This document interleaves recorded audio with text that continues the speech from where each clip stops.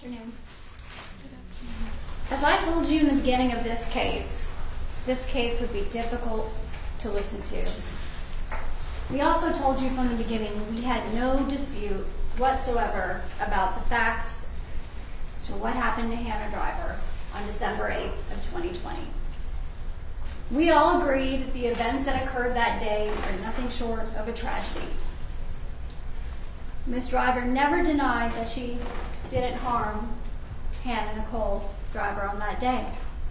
There's also no dispute that she stabbed herself in the neck over 5 times and once in the chest to try to kill herself. We also told you from the beginning we're not going to argue about anything related to the facts of this case. This case has always been about Hannah and Chloe's mental state at the time of the crime. That is it. It is clear from the evidence that has been submitted to you that both the state and the defense have shown very clearly Ms. Driver was suffering from severe mental illness at the time of the crime. She was suffering from delusions telling her that she needed to die. There's evidence that she had documented mental health history prior to being involved with Mr. Joyce. There's eyewitness testimony about her condition and the subsequent deterioration in the months leading up to this tragedy. There's evidence that she had been seeking help, communicating to those immediately around her that she was getting worse. And she could not resist those compulsions. She could not distinguish right from wrong. Now, I would agree with the state that they put up a lot of evidence in this case related to Hannah's death. The ER doctor, the medical examiner, crime lab, all of that. All things that we never once disputed. In fact, we spent, I think, 45 minutes one day about listening to the testimony about fingerprints on a knife, but it didn't even have anything to do with this case. There were no fingerprints on the knife. We weren't even disputing the fingerprints or the knife. We've never disputed any of that. We've never disputed cause of death. We've never disputed how law enforcement initially responded to this or any of the subsequent investigation that occurred in this case. See, in most cases, there's a factual dispute between the state and the defense as to the physical acts involved in a case and the mental intent. Never been an issue with this case. The only question has always been why. It has been about what led us to this deep, dark place. It has always been about Chloe Driver being a young, naive individual with a pre-existing mental health condition that had been previously undiagnosed, mostly based on her age. It has always been about the years of abuse, the coercive control, and living in this cult mentality that exacerbated these mental illnesses. All the experts agree. Ms. Driver was suffering from severe mental illnesses and delusions prior to, leading up to, and on December the 8th of 2020. You also heard from witnesses that described her and had observed that very same behavior well before that day and on that day as well. There's been evidence to show that she was in the throes of a severe mental health crisis during that 2-month period. There has been no evidence presented by anybody that this was an isolated snap or something that she is faking to achieve a particular result. 3 experts told you that. As I told you when I stood here before you in opening statements, I anticipated that they were going to present this case in a manner to draw at your raw initial emotions and hope that you would make those decisions based on those emotions. They presented this case in a manner in which they wanted you to ignore the evidence regarding her mental illness, her abuse, and all of the players involved in this case, and the realities of what goes on in that cult. They tried to paint this picture that this was just a group of wacky individuals with weird religious beliefs, that they were a peaceful, loving, polygamous family with some wacky religious beliefs. Not the case at all. Jason Spillers gave you a peek into their belief system. After over a week's worth of evidence, it is clear that everyone in law enforcement, everyone, including law enforcement, the experts, medical staff, people who were around her, and even the strangers that encountered Ms. Driver during this time, there is overwhelming evidence that she was severely mentally ill.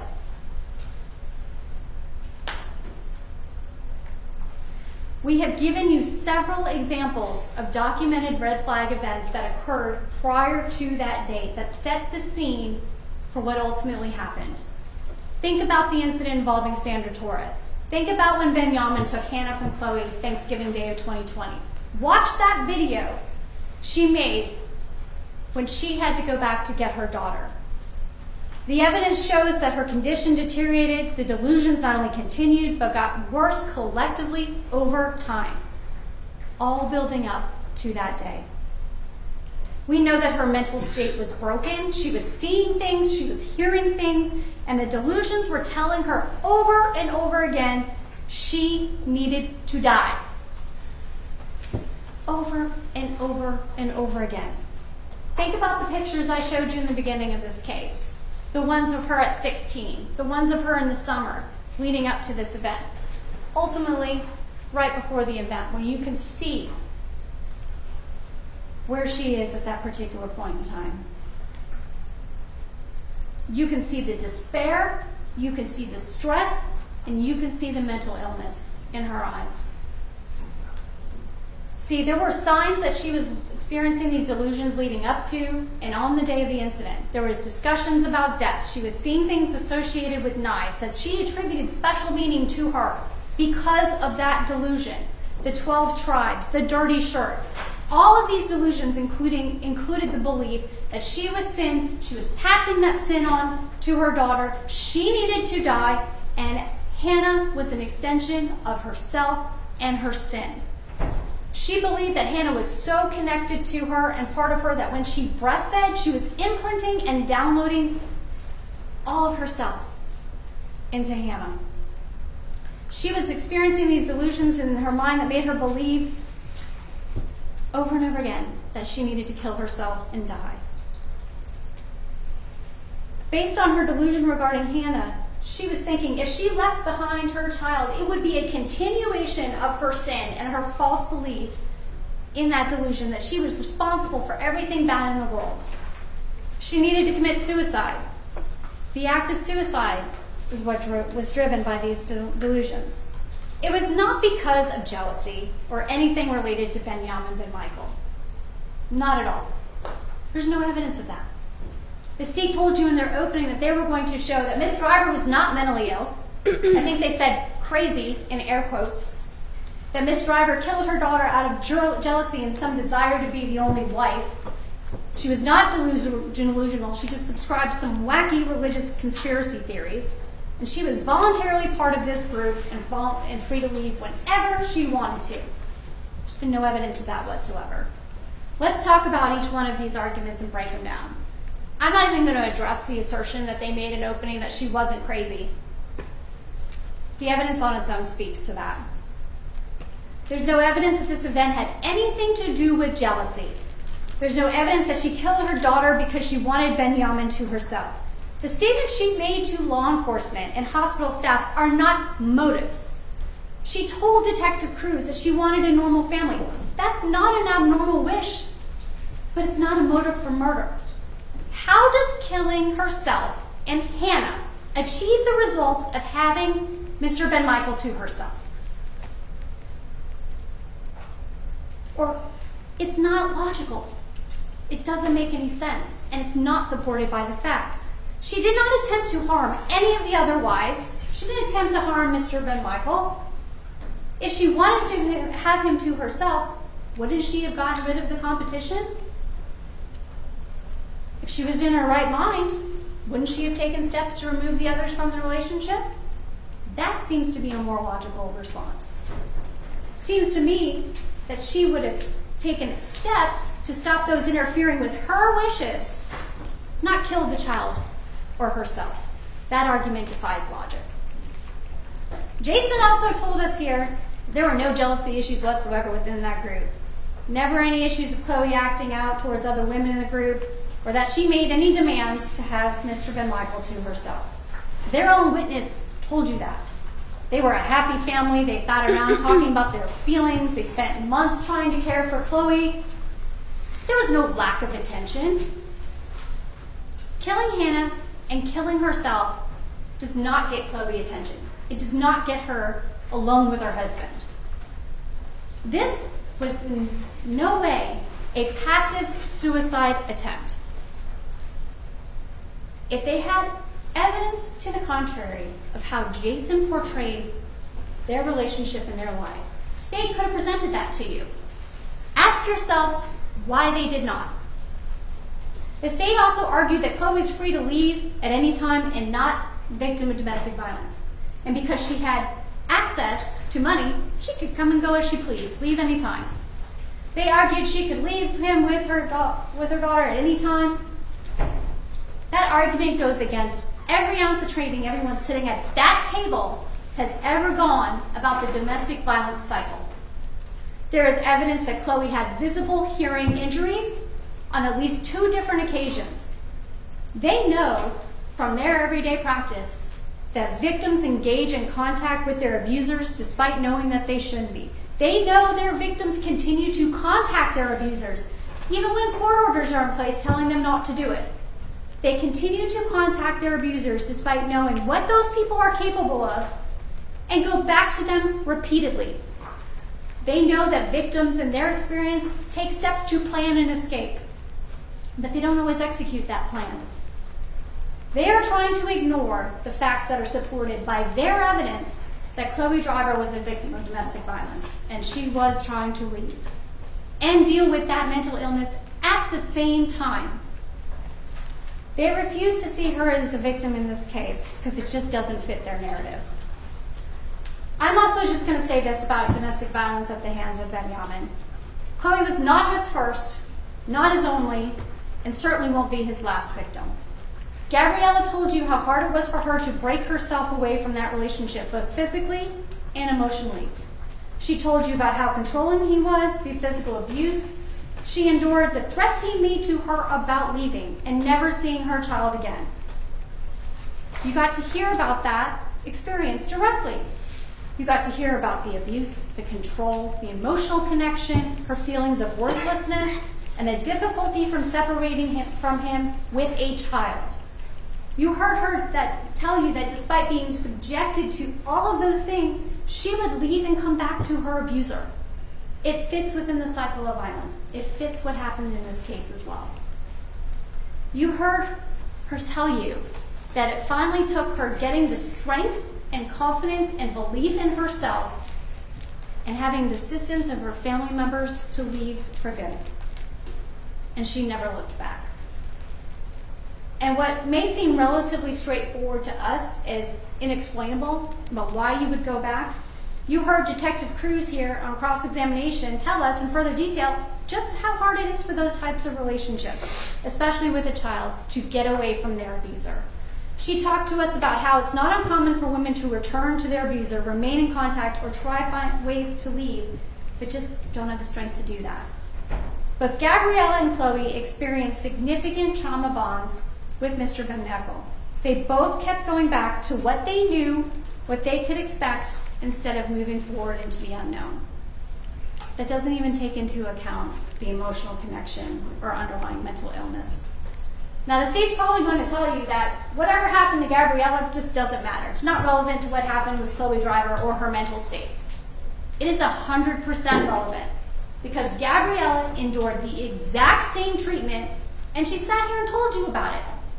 It was exactly the same as that was described to evaluators, to law enforcement, all by Chloe Driver. These two individuals never talked about their own experiences with each other. Gabrielle told you that she had one contact with her where she tried to explain some of the things she endured and realized that she wasn't getting through to Chloe. Detective Cruz was the one that contacted Gabriella 6 days after this crime had occurred because she knew exactly what she was dealing with based on her experience and following the evidence of their investigation. The control, the power, and the degradation of two women by Benjamin. Thankfully, Gabriella was able to escape and did not have pre-existing mental health issues. Thank goodness she was able to protect her child. In the presentation of this case, the state has always minimized what has happened to Chloe leading up to this. They didn't want to discuss her self-inflicted injuries. They didn't put any pictures of that up in evidence. We did. They didn't want you to talk about any of that. They didn't want to discuss the controlling and abusive relationship. They want you to believe that none of it matters in the context of this case. They want you to ignore her cries for help, her behavior leading up to this, the reports about the things she was saying to these people, and her attempts to leave on November 25th and November 26th. Now keep in mind, this case was investigated from the very beginning by Detective Cruz with regard to Ms. Driver's mental state and from the perspective that Chloe was a victim. As Detective Cruz began this investigation, she immediately suspected there was a lot more to the story than she was getting from these cult members, long before Chloe could even have an opportunity to think of a defense. She sat in that hospital. She hadn't talked to anybody. Detective Cruz had already interviewed everybody. And based on that, you heard Detective Cruz tell you she had contacted other people. She had sought those Asheville police departments. She knew what she was dealing with. You watched videos where Chloe told you that she had been hurt and where Chloe told Detective Cruz about her black eye. She told Detective Cruz about her paranoia, her state of mind, and you saw the videos of her saying she wanted to die with that baby. Based on that experience with law enforcement with DV victims, she continued to investigate that case. She found additional women, she found those police reports, and more evidence of what that world that Chloe was living in. Now, you also heard from Jason Spillers, and that was quite a treat. He was able to paint a picture of this group in two very different ways. First, he was able to tell you about how he knew Chloe, how he knew her to be a loving, caring mother who loved Hannah and did everything for her. He knew her before she decompensated and spent so much time with the group that he knew exactly who Chloe was and what she was like. He told you about the different times he saw her, the changes he noticed, and even talking to Benjamin about getting her treatment. He told you that the group spent the better part of the last 2 months leading up to December 8th of 2020 taking care of Chloe. He told us about her episodes and how she would have these episodes or go catatonic and have no idea what had just happened. That there were dramatic changes just in the time that he knew her. And it wasn't jealousy. It was mental illness. Secondly, I don't know if he intended to do this or not, he painted a very clear picture for you of what life was really like in this group. You could see how he idolized Benjamin. He endorsed all of his beliefs and the life that came with it. It was clear that he and Benjamin viewed women as property, as lesser individuals. He told us that the women are subservient and that they were not capable of having the same conversations as men. I think he used the words, they should be off frolicking and dancing with the babies. He told us that, yep, Benjamin set the standard, and that is what everybody had to live by. He tried to paint a picture of this wild alternative reality that no one was buying about polygamy. We know that he disputed that incident with Sandra Torres. Think about this. If he punched a total stranger for attempting to help Chloe that day, can you imagine what these men do to these women behind closed doors? If Jason is that crazy, can you imagine how his leader is? Ask yourself why they did not let you hear from Benjamin. They didn't call him because they know exactly who he is. The facts of this case are undisputed, so let's get down to the experts. Now, we've all heard from 3 different experts in this case. They all agree she was severely mentally ill in the months leading up to the event. They all agree she was suffering from delusions at the time leading up to this. Dr. Garrett and Dr. Ballard both diagnosed her with schizoaffective bipolar disorder and borderline personality disorder. We heard this morning that Dr. Zom did not offer any individual diagnosis. That's just her approach to this. But she told you today that she didn't disagree with those. In fact, she agreed with them, maybe a slight variation. They all utilized the same resources and collateral information to conduct their evaluations. Both Dr. Garrett and Dr. Ballard told you that even outside of Chloe's self-report, the information provided among those sources of information was consistent and independently verified. Those doctors did not believe she was malingering or presenting in any way to achieve a certain result. The experts have told us that these delusions are defined as a fixed false belief that someone holds on to, even when the evidence shows that there's no way they can be real. They cannot be explained outside of mental illness. They are so unusual that they cannot be explained other than disordered thinking. That delusional compulsion that Ms. Gropper was talking about is defined as if that delusion had been real, it would have justified the conduct. Her delusions in this case were not religious in nature. She believed everyone was out to get her. She believed she had special powers. She believed she had magical thinking about things that she thought she did that impacted the world, that she was receiving specific messages directed at her. Those messages came both in auditory and visual hallucinations, but also those delusions of reference that were referenced by both of the doctors. Delusions are not things that are in line with a person's culture, and everybody knows them to be false. They are not extreme religious beliefs. A delusion that drove Ms. Driver to the point we're at today was the one that you heard from Dr. Garrett and Dr. Ballard and Dr. Zom, was that she needed to die. That is not part of any religious belief system. Those are not agreements for participation in any cult. All the experts agree on this. Now, I know you all sat here and paid attention to all of these experts, and I'm not going to go through everything that they have all talked about, but here's what I want to talk about with respect to each one of those. Dr. Garrett told us that the signs and the depth of her mental illness was ever present, that they existed before her relationship, and that she had been experiencing delusions since adolescence. That's important. That contradicts the state saying that she didn't experience delusions, that this is all made up. Dr. Garrett also told you that she was exhibiting those signs of those visual and auditory hallucinations even after being medicated for over a year and a half. When she met her, she was still exhibiting those signs of that delusional thinking. She was still having issues with suicidal ideation and thoughts that she needed to die. She told us it was clear she was experiencing emotional distress regarding the situation and confusion about the moral and ethical appropriateness of her delusions. She said, Ms. Driver said, I was at peace with how it was supposed to be. You heard that Dr. Garrett believed that she felt she needed to take her life because of her delusions, and everything in the world was telling her, in her mind, that's what she needed to do. Not just because of the delusions about sin, but because of all of those delusions of reference that she was seeing on a daily basis. That she was being told she needed to die.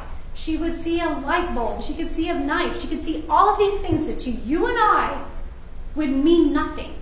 But because of the disordered thinking and those delusions, it was feeding into her thought process and delusions. She told us that these delusions were above and beyond any religious teachings or anything that Mr. Ben Michael had ever told Chloe. Religious beliefs don't tell you you need to die. She also told you if you take someone who is vulnerable, who is already delusional, and bring them into this type of scenario and start teaching them crazy stuff, you are teaching them something that will only lead to an increase in their problems. Dr. Garrett also told us that Chloe started out as a very vulnerable young lady who was already delusional to begin with, having these thoughts. She also told us somebody that has a personality disorder, mood disorder, and substance abuse was her baseline. These things existed prior to her ever getting involved in this relationship. And that those circumstances only made this scenario worse. She also told us to think about this as not a particular moment in time. Ms. Gropper tried to ask her about the dirty shirt as a trigger. And Dr. Garrett quickly corrected her and said, no, you have to consider all of these signs. And she went through and she listed those signs. She told us that we have to look at this as a culmination of events, not something as a trigger. Now, Dr. Ballard came here yesterday and told us a lot of the same information that Dr. Garrett did. She diagnosed the defendant with the same illnesses and, in her opinion, believed the acts were driven by that thought process. She told us that some of the things that the state seems to believe were deliberate acts or tries to persuade you to believe were things that she premeditated and thought out in her head before doing it are actually acts in support of that delusional compulsion. They were acts that were in her mind to finish out what she was being told to do, that she needed to not die. Getting a knife and locking the door are acts that can be attributed to carrying out that delusion, is a way to act on that compulsion that kept telling her she needed to kill herself. That's an explanation that's rooted in science and in psychology. She told us that these people in delusional states can do everyday things and appear like it's normal. She also told us that these Google searches show that Miss Driver was attempting to resist acting on those compulsions to the best of her ability. She sought ways out. She sought ways to get help. She was also able to explain to you from the psychological standpoint that the statements made by Chloe to law enforcement after the incident don't necessarily mean anything when you're talking about the mental state at the time of the crime. She also talked about the jail calls and continued communication that Chloe had with Mr. Benmichael, and explained it in the context of not only Chloe's mental health issues, but in the context of her experiences while she lived in that relationship. The state played you a few phone calls in this particular case, all including her mother. What it tells us, based on those calls that you listened to, is the true depths of her mental illness and her entanglement to him. The jail calls you listened to still show that even when she was incarcerated, she was still controlled and manipulated by him. Notice how they didn't play any of the conversations with Mr. Benmichael. She also told us that people who are mentally ill, who have not received therapy, who have not been properly medicated, make irrational choices.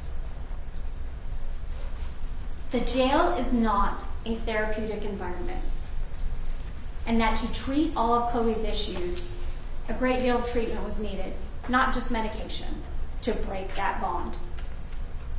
Her testimony, Dr. Zom testified today, really didn't dispute any of the other two doctors in this case. She told you that Chloe was suffering from the same type of delusions and mental illness in the months and leading up to this event. All the doctors are consistent with that understanding of her severe mental illness. They all agree that it was untreated, and based on their diagnoses, would only get worse the longer it remained untreated. Each of those doctors agreed that the delusions that Ms. Driver experienced grew more and more pointed to the idea that she needed to kill herself and ultimately her child. Dr. Zom also agreed that the specific delusions that Chloe was experiencing on December the 8th culminated in the final delusion regarding the dirty shirt, and that was a sign she was unable to overcome. Now, I just want to talk briefly a little bit about the treatment of the experts in this case by the District Attorney's Office, and I think that this needs to be discussed. Mr. Fogus spent a lot of time yesterday with Dr. Ballard trying to emphasize some perceived bias as a defense expert. Neither Dr. Ballard, nor Dr. Zom, nor Dr. Garrett have any interest in this case other than providing you an expert professional opinion regarding her mental state at the time the crimes were committed. They have all told you that their roles in these cases is not based on reaching a particular result. No defense attorney ever contacts them or contacts any expert and asks them, hey, we need you to do a particular thing for us. At the end of the day, all of the doctors who shared all the same title and the same qualifications, in essence, reached the same general ideas in this particular case. If any of these evaluators believed that she did not suffer from mental illness or had these delusions, none of us would be here today. This is just not how these evaluations work. Now, I think it's important when we talk about Dr. McClendon that you all realize we called her as a witness in our case. The state didn't call her. She became involved in this case because she is employed by the Georgia Department of Behavioral Health and Developmental Disabilities. She works for the state. She was provided all of the information in this case that the state could give her to review prior to talking to Ms. Driver. Whether or not Ms. Gropper or Mr. Focus want to acknowledge it, she was their expert. And their expert agreed with Dr. Zahn and Dr. Ballard. She worked for the state. We didn't involve her in this case. We had no choice in Dr. Garrett. See, in response to our evaluation, Ms. Gropper sent a referral to the Department of Behavioral Health. Now, granted, Ms. Gropper doesn't get to pick which particular forensic psychologist is assigned to evaluate a defendant. But in this case, the state's own expert, the one who conducted the evaluation on behalf of the state of Georgia, sat up here and told you similar things that Dr. Ballard came in here and told you. Did you see Mr. Focus or Ms. Gropper attack Dr. Garrett personally when we called her as a witness? No. And she made very similar findings and told you about that here in court. If they didn't like any of the reports in this case, the state could have at any time in the last 3.5 years requested an evaluation by a doctor of their choice. I ask you this, would it have mattered? The answer to that question is no. They all agree she was severely mentally ill and suffering from these delusions. She needed to kill herself and her child. They just don't like that the experts don't align with their theory of this case. Now, the experts are hired to conduct an evaluation in the area of their expertise. They don't give you a particular result. It's not how the system works. Dr. Ballard told you she's done a lot of criminal responsibility evaluations, and maybe less than 10% of those evaluations have yielded an opinion of not guilty by reason of insanity.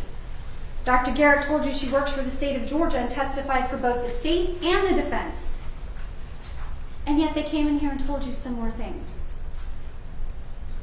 If the Cherokee County District Attorney's Office believed that none of these doctors conducted a thorough and accurate assessment of Ms. Driver in the last 3.5 years, they could have done something about it.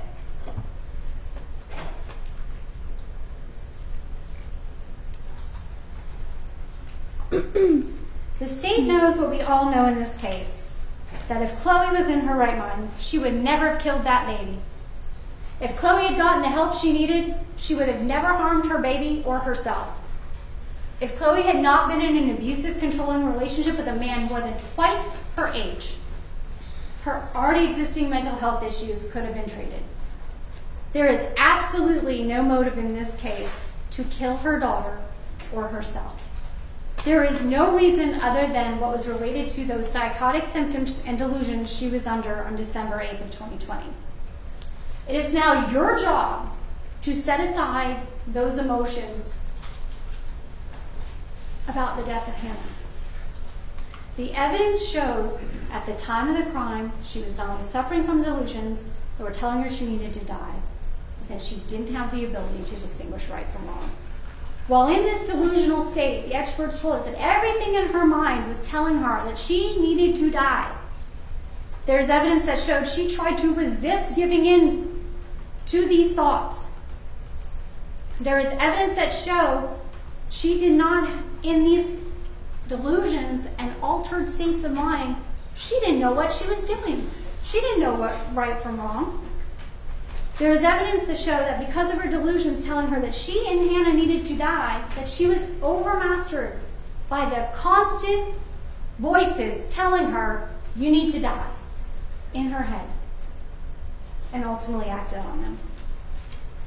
All of this started with undiagnosed and untreated mental illness that resulted in a truly horrible, tragic act. Let me put a few things in perspective that may have helped prevent this from happening in the first place. If Benjamin, Sarah, and Jessica or Jason had gotten Chloe help instead of CBD, or ignoring the reality that was right before their eyes every day, Hannah may still be alive. If the Asheville Police Department had arrested Jason and Benjamin on November 25th for the incident where they assaulted Sandra Torres that day, Chloe may have been able to get away and get the help that she needed, and Hannah may be alive today.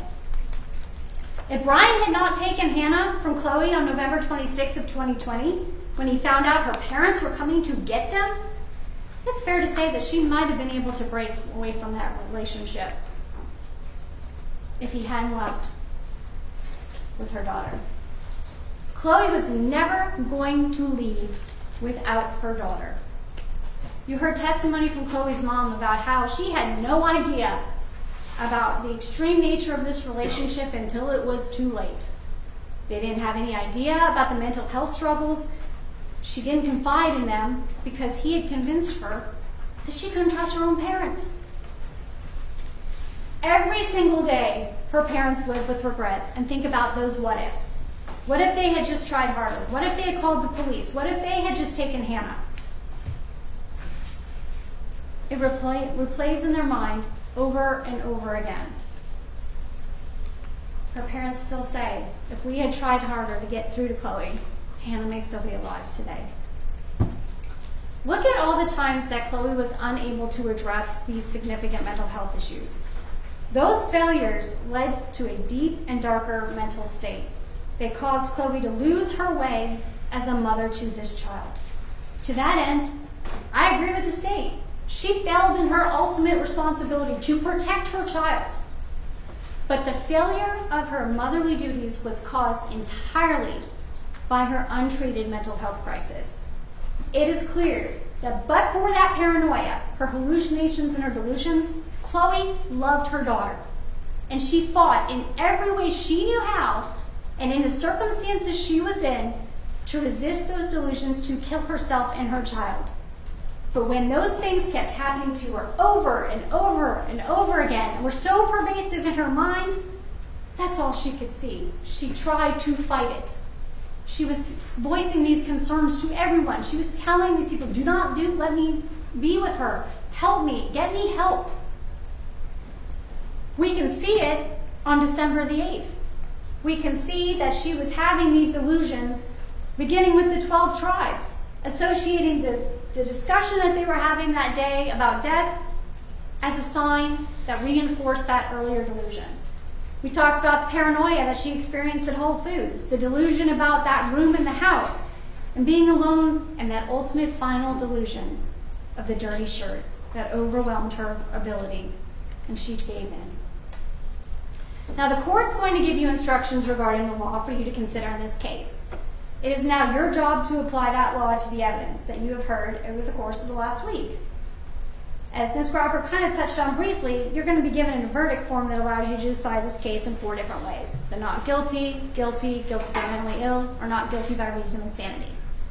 In order to find Chloe guilty of the charged offenses, you need to find that she committed the acts and that she had the required intent. And the state has to prove that beyond a reasonable doubt. The judge will charge you about what it means to find someone beyond a reasonable doubt. The option of guilty but mentally ill does not yield the same results as a not guilty by reason of insanity. And I want you to keep that in your head. A finding of not guilty by reasonable insanity, and the judge is going to give you an instruction on this, allows this court to maintain the custody and control over an individual for the evaluation and treatment of her mental health needs. And that can be indefinite. The law allows a person to be found not guilty by reason of insanity if they did not have the mental capacity to distinguish between right and wrong at the time of the crime. The law allows this because because of mental disease, she acted in such a way that delusional compulsion overwhelmed and overmastered her will to resist. Now, we've all talked about the delusions and what a delusional compulsion really is, but in this case, she was compelled to act in this manner because in her mind, she believed she was right. She believed if the facts were as she believed them to be in her head, she was right. The testimony you've heard in this case was that these delusions were directing her to die. As evidence to show that she experiences these delusions of reference, these auditory and visual hallucinations, these command hallucinations, paranoia. You heard testimony that Chloe believed based on that delusion, she was downloading all of herself into Hannah and viewed her as an extension of herself. You heard Dr. Ballard tell you that the people with these type of disorders have a very difficult time distinguishing boundaries or when one person ends and another begins. You've heard testimony that people suffering from the same illnesses as Chloe are often unable to distinguish the boundaries. She didn't necessarily know where Hannah began or ended. She didn't know where she began, where she ended. She viewed her in her mind as one unit. She was not going to leave behind any piece of her in this world to perpetuate that ongoing sin, which told her she needed to die. It is all part of the delusion. Now, the state began their opening statement, and again today, asking you for justice for Hannah. We agree. There is justice for Hannah in this case if you find her not guilty by reason of insanity. There is no doubt that our client committed these horrific acts. Never contested that. I want to be clear, though, that in this case, justice looks different than what we're used to. Our society has certain ideas about mental illness and has created a very strong perception that mental illness is an excuse for someone who commits a crime. The law recognizes that severely mentally ill people cannot perform the required criminal intent to commit a crime. The law allows you to find Chloe not guilty by reason of insanity if you believe at the time of the crime she was suffering from mental illness and that she did not have the ability to distinguish right from wrong. You're also allowed to find her not guilty by reason of insanity if you believe that due to her mental illness, she was suffering from a delusional compulsion that overmastered her will to resist committing the act. We know that Miss Driver was in a delusional state. She was confused as to what was right and what was wrong, and resisted acting on those delusions for a long time. In that type of mindset, in the throes of a severe psychotic episode, there is no way she had the ability to distinguish right from wrong at that time. And she was left untreated. And she got worse and worse. Now, Ms. Grobber talked to you a little bit about the delusional compulsion part of that, but we know from the evidence in this case that she was severely mentally ill, that she was suffering from delusions that compelled her to act in a particular manner. That if right, that would have been right if they had been as she believed them to be.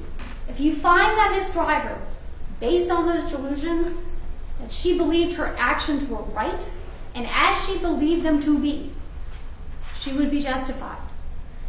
The evidence has been clear that she needed to kill herself, and by extension, Hannah.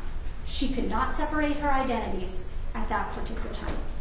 Now, I want to tell you, suicide in and of itself is not a crime. In her mind, she was being told to kill herself and any part of her. Her intention, based on those delusions, is to follow through on that. And the delusions were telling her to commit suicide. Those right actions in her mind are what led to those events.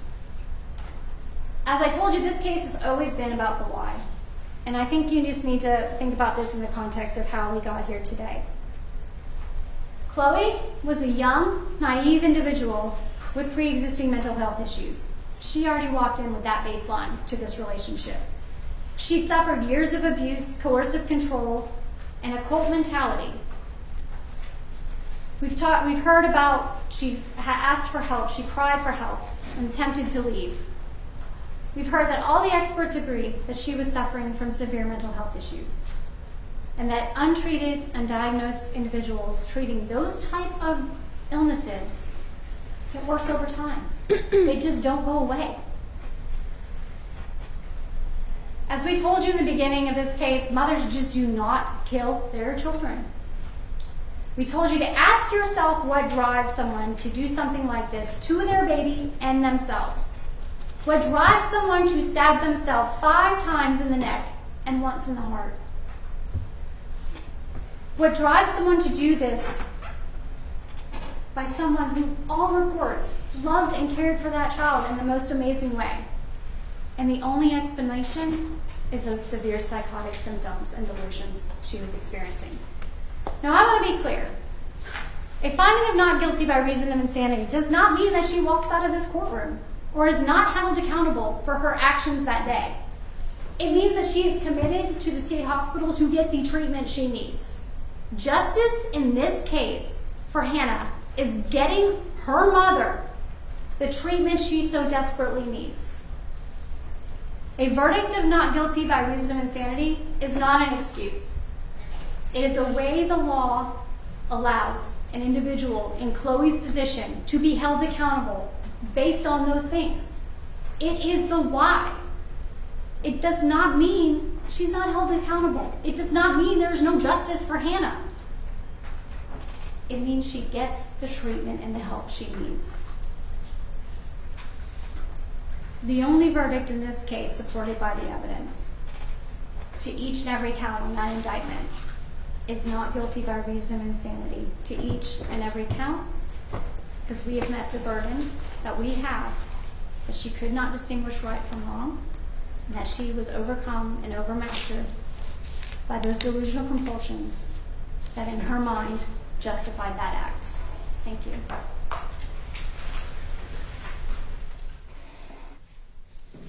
All right.